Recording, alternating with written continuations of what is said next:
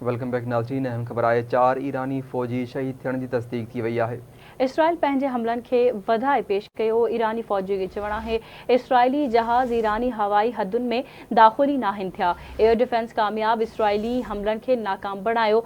Israeli हमलनि सबबि कुझु हंधनि ते मामूली नुक़सान पहुतो आहे। इसराइल खे ईरान ते हमलनि जो भरपूर जवाब ॾिनो वेंदो। ईरानी नाइब सदर मोहम्मद रज़ा आरिफ इसराइल खे इंतकामी कार्रवाई खां ख़बरदार करे छॾियो।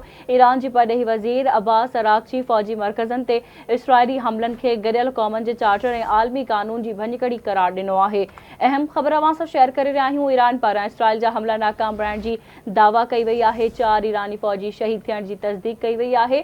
इसराइल पंहिंजे हमलनि खे वधाए पेश कयो। ईरानी फ़ौज जो चवणु आहे इसराइली जहाज़ ईरानी हवाई हदुनि में दाख़िली नाहिनि थिया। एयर डिफेंस कामयाब इसराइली हमलनि खे नाकाम बणायो। इसराइली हमलनि सबबि कुझु हंधनि ते मामूली नुक़सान पहुतो।